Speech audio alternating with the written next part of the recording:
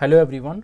आज की वीडियो में हम बात करेंगे फ्यूरिडल क्राफ्ट अल्काइलेशन एंड एसिलेशन के रिएक्शन एंड मैकेनिज्म की। ये दोनों ही रिएक्शन इलेक्ट्रोफिलिक सब्स्टिट्यूशन रिएक्शन के एग्जांपल्स हैं। फ्यूरिडल क्राफ्ट अल्काइलेशन में बेसिकली एरोमेटिक रिंग के ऊपर अल्काइल ग्रुप ऐड किया जाता है, जबकि फ्यूरिडल क्राफ्ट एसिलेशन में असाइल ग्रुप ऐड किया जाता है उस एरोमेटिक रिंग के ऊपर। ये दोनों ही रिएक्शन अपने आप में बहुत यूज़फुल हैं अगर एरोमेटिक रिंग के ऊपर कोई लॉन्ग चेन कार्बन ऐड करना होता है। तो चलिए शुरू करते हैं। पहले फ्यूरिडल क्राफ्ट अल्काइलेशन। फ्यूरिडल क्राफ्ट अल्काइलेशन में बेसिकली हम क्या करते हैं, एक एरोमेटिक कंपाउंड लेते हैं और इसको ट्रीट करते हैं अल्काइल हैलाइड से और साथ में एल्युमिनियम ट्राईहैलाइड से। एल्युमिनियम ट्राईहैलाइड अपने आप में एक लुईस एसिड है जिसका काम है प्रोटॉन को एब्स्ट्रैक्ट करना, रिमूव करना एरोमेटिक रिंग के ऊपर से। फिर बाद में वो अल्काइल हैलाइड से रिएक्ट करके प्रोडक्ट देता है। एल्युमिनियम ट्राईहैलाइड के अलावा हम इस केस में boron trifluoride, hydrofluoric acid, phosphoric acid और कुछ सब्स्टिट्यूटेड अल्काइल हैलाइड जैसे कि बेंजाइल क्लोराइड, उनको भी यूज़ कर सकते हैं। अगर एरोमेटिक कंपाउंड पे या किसी अनसैचुरेटेड हाइड्रोकार्बन पे हैलोजन अटैच्ड है तो उसकी रिएक्टिविटी बहुत कम हो जाती है हैलोजन की हाई इलेक्ट्रोनेगेटिविटी की वजह से। ऐसे केस में हम इस तरह के कंपाउंड को अल्काइल हैलाइड के बजाय यूज़ नहीं कर सकते, क्योंकि इस केस में कार्बोकटाइन बनता ही नहीं है। ठीक, तो फ्यूरिडल क्राफ्ट अल्काइलेशन में हमको अराइल हैलाइड या विनाइल हैलाइड नहीं ले सकते, हमको लेना है सिर्फ अल्काइल हैलाइड। चलिए बात करते हैं मैकेनिज्म की। फ्यूरिडल क्राफ्ट अल्काइलेशन के मैकेनिज्म के 3 स्टेप्स हैं। पहला स्टेप है आपका, सबसे पहले कॉम्प्लेक्स बनता है अल्काइल हैलाइड में और लुईस एसिड में, जिसमें अल्काइल हैलाइड आयनाइज होता है और आयनाइज होकर एक स्टेबल कार्बोकटाइन जनरेट करता है। दूसरे स्टेप में जो एरोमेटिक रिंग का जो पाई इलेक्ट्रॉन्स हैं वो इंटरैक्ट करते हैं कार्बोकटाइन से और एक एरिनियम कटाइन जनरेट करते हैं। एरिनियम कटाइन बेसिकली इसमें एक एरोमेटिक रिंग है जिस पर पॉजिटिव चार्ज है जो कि बाद में डीलोकलाइज करता है ओवरऑल एंटायर रिंग के ऊपर और एक स्टेबल कटाइन जनरेट करता है। स्टेप नंबर 3, उसके बाद स्टेप नंबर 3 में बेस प्रोटॉन को एब्स्ट्रैक्ट करता है एरिनियम कटाइन से और जनरेट करता है प्रोडक्ट यानी कि alkyl base aromatic ring.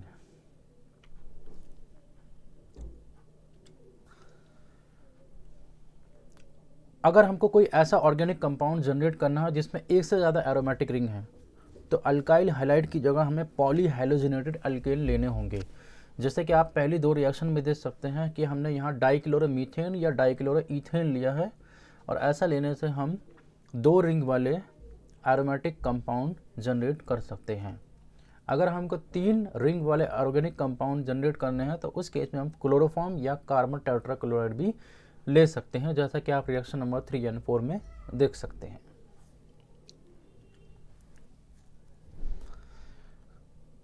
फ्यूरिडल craft alkylation में बेसिकली कार्बोकटाइन जनरेट होता है स्टेप नंबर 1 में, लेकिन कार्बोकटाइन तो हम अल्कीन और अल्कोहल से भी जनरेट कर सकते हैं, इसीलिए हम अल्कीन और अल्कोहल से भी फ्यूरिडल क्राफ्ट अल्काइलेशन कर सकते हैं। जैसे कि आप इस रिएक्शन में देखें, अगर हम एक बेंजीन को ट्रीट करें ब्यूटीन से, ब्यूटीन अपने आप में एक अल्कीन है in presence of hydrofluoric acid, तो सेकेंडरी ब्यूटाइल बेंजीन बनता है जो कि अल्काइलेटेड प्रोडक्ट है। इसी तरीके से अगर हम बेंजीन को ट्रीट करते हैं प्रोपन 2 ऑल से जो कि अल्कोहल है in presence of sulphuric acid, तो आइसोप्रोपाइल बेंजीन बनता है जो कि अल्काइलेटेड प्रोडक्ट है। तो कंक्लूजन ये है कि अल्कोहल और अल्कीन को लेके भी हम फ्यूरिडल क्राफ्ट अल्काइलेशन कर सकते हैं, जिसको हमने नाम दिया modified Friedel craft alkylation.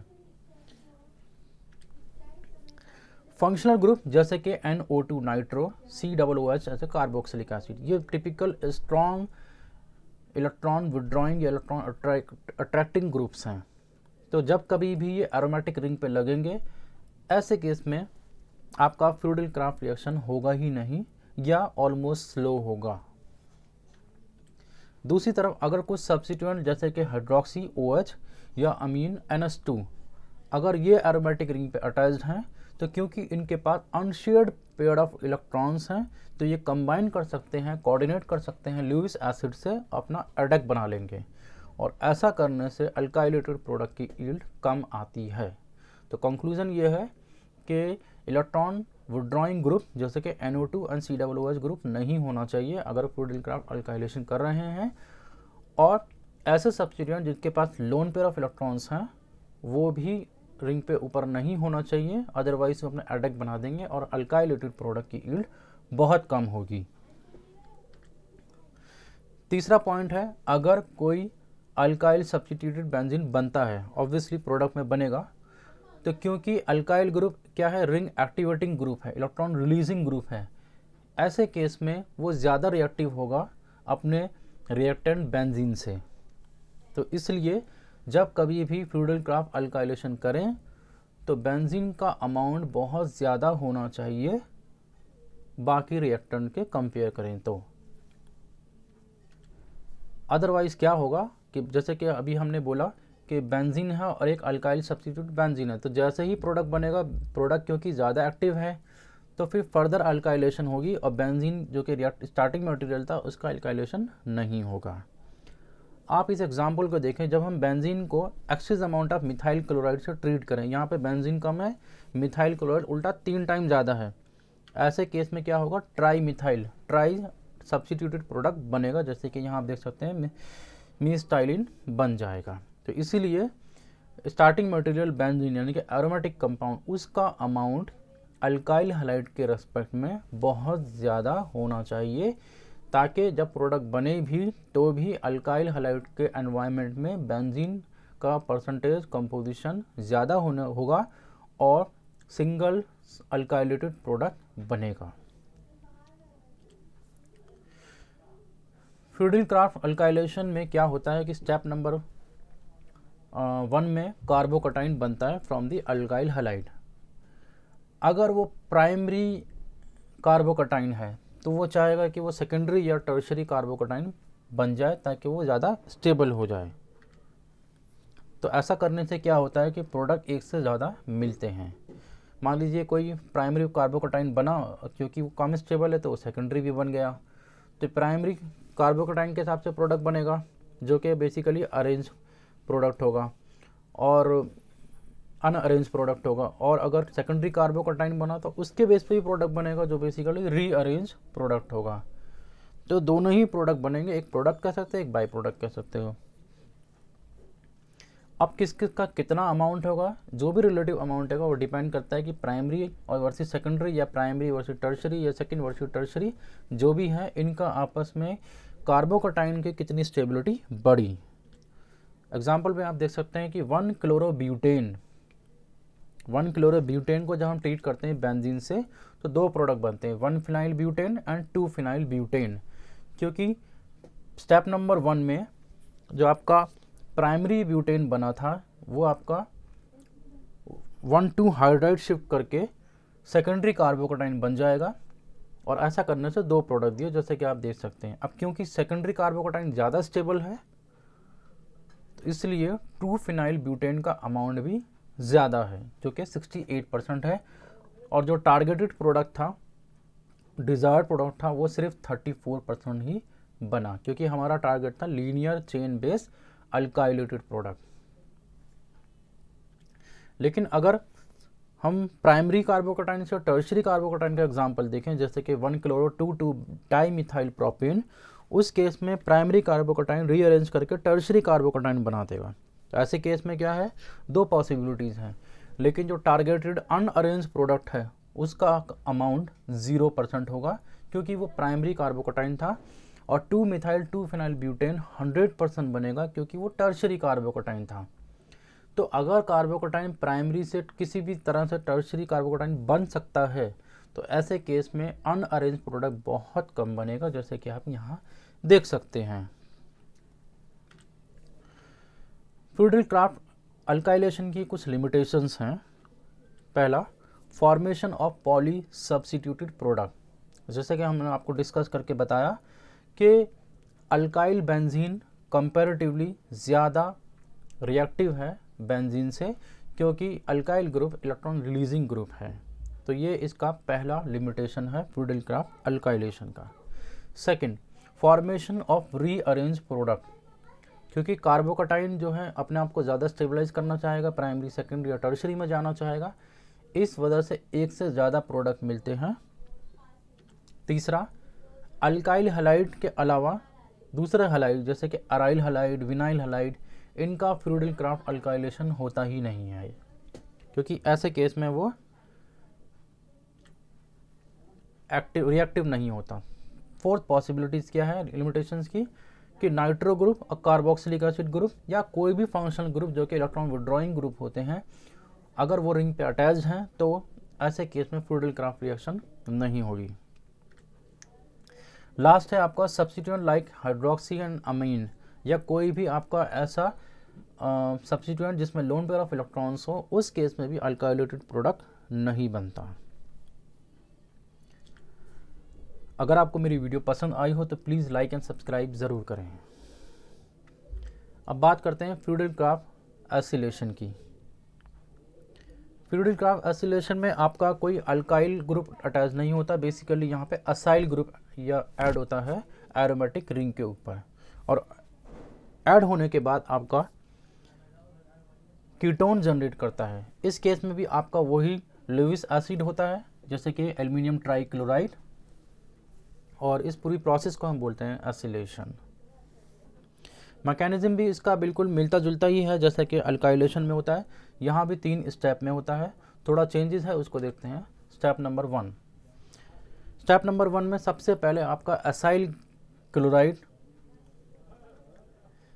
Combine करता है, कॉम्प्लेक्स बनाता है एल्युमिनियम ट्राइक्लोराइड लुईस एसिड से और जनरेट करता है एसिलियम आयन। एसिलियम आयन अपने आप में एक रेजोनेंस स्टेबलाइज है, और इस केस में कोई कार्बोकटाइन की तरह सेकेंडरी कार्बन या टर्शरी कार्बोकटाइन बनने की रीअरेंजमेंट नहीं होती। स्टेप नंबर 2, उसके बाद एसिलियम आयन एरोमेटिक कंपाउंड से ऐड करता है जिसमें आपका एरोमेटिक रिंग का पाई इलेक्ट्रॉन इन्वॉल्व होता है और जनरेट करता है एरिनियम कटाइन। एरिनियम कटाइन में पॉजिटिव चार्ज होता है एक कार्बन पर जो कि डीलोकलाइज करता है ओवर द एंटायर रिंग, जिसकी वजह से एरिनियम कटाइन स्टेबलाइज हो जाता है। स्टेप नंबर 3 में आपका जो बेस होता है वो प्रोटॉन रिमूव करता है एरिनियम कटाइन से और फिर फाइनली प्रोडक्ट देता है कीटोन। सबसे बेसिक एल्डिहाइड जो कि है बेंजल्डिहाइड, इसको हम फ्यूरिडल क्राफ्ट एसिलेशन के थ्रू सिंथेसाइज नहीं कर सकते, क्योंकि इसमें सबसे बड़ी प्रॉब्लम है स्टार्टिंग मटेरियल। स्टार्टिंग मटेरियल में आपका जो फॉर्माइल क्लोराइड है वो अनस्टेबल होता है, अगर वो अनस्टेबल है तो वो रिएक्ट ही नहीं कर सकता बेंजीन से और फाइनल प्रोडक्ट बेंजल्डिहाइड नहीं बन सकता। तो बेंजल्डिहाइड हम फ्यूरिडल क्राफ्ट एसिलेशन के थ्रू सिंथेसाइज नहीं कर सकते, वैसे भी ये एक एल्डिहाइड है और फ्यूरिडल क्राफ्ट एसिलेशन कीटोन के लिए है। जैसा कि हमने फ्यूरिडल क्राफ्ट अल्काइलेशन में देखा था कि हम अल्कीन और अल्कोहल को भी यूज़ कर सकते हैं अल्काइल हैलाइड की तरह के बजाय, सेम वैसे ही असाइल क्लोराइड की जगह हम एसिड एनहाइड्राइड भी यूज़ कर सकते हैं फ्यूरिडल क्राफ्ट एसिलेशन में। जैसे कि एसिडिक एनहाइड्राइड को जब बेंजीन से ट्रीट करते हैं in presence of aluminium trichloride तो एसिटोफिनोन बन जाता है। तो इसको भी हम बोल सकते हैं मॉडिफाइड फ्यूरिडल क्राफ्ट एसिलेशन, क्योंकि यहाँ हमने एसिड एनहाइड्राइड यूज़ किया है। अगर strong deactivating group withdrawing group जैसे कि नाइट्रो ग्रुप अटैच्ड है एरोमेटिक रिंग से, और तो उस केस में फ्यूरिडल क्राफ्ट एसिलेशन पॉसिबल नहीं है। तो इसलिए नाइट्रो ग्रुप कौन से ग्रुप पे अटैच होगा ये भी देखना होगा।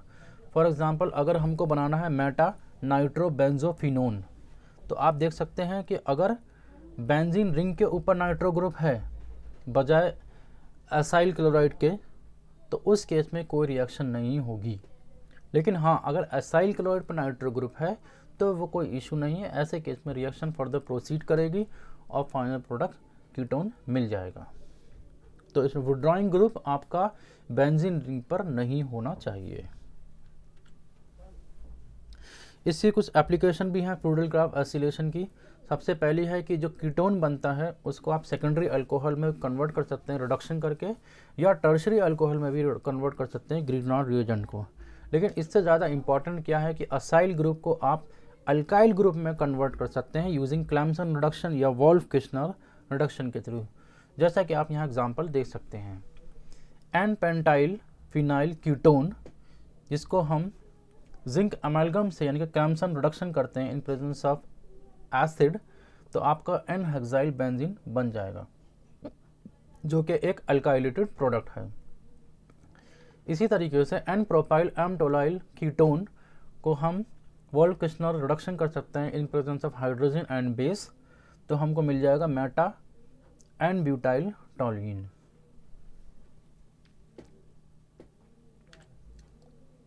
कुछ एडवांटेजेस भी हैं फ्यूडिल क्राफ्ट एसिलेशन की ओवर फ्यूडिल क्राफ्ट अल्काइलेशन। पहला है कि कीटोनिक ग्रुप फर्दर सब्स्टिट्यूशन को डीएक्टिवेट कर देता है, यानी कि पॉली सब्स्टिट्यूशन फ्यूडिल क्राफ्ट एसिलेशन में नहीं होती जैसा कि फ्यूडिल क्राफ्ट अल्काइलेशन में होती है। दूसरा, जो एसिलियम आयन बनता है वो कार्बोकटाइन से ज़्यादा स्टेबल होता है, तो उस केस में कोई रीअरेंजमेंट नहीं होती प्राइमरी से सेकेंडरी या टर्शरी में, जैसे कि कार्बोनियम आयन में होती है। तो एसिलियम आयन अपना आप में स्टेबल है, तो कोई रीअरेंज प्रोडक्ट नहीं मिलता जैसा कि फ्यूडिल क्राफ्ट अल्काइलेशन में होता है। तीसरा, कि अगर हम फ्यूडिल क्राफ्ट एसिलेशन करने के बाद उसका रिडक्शन कर दें तो कीटोनिक ग्रुप का रिडक्शन होता है, मिथाइलिन बनता है, और ये सबसे बढ़िया मेथड है आपका लीनियर अल्काइल चेन को इंट्रोड्यूस करने का एक एरोमेटिक रिंग के ऊपर। तो यहाँ मैं इस वीडियो को एंड करता हूँ। अगर आपको मेरी वीडियो पसंद आई हो तो प्लीज़ लाइक एंड सब्सक्राइब ज़रूर करें। मिलते हैं आपसे जल्दी ही नई वीडियोज़ में।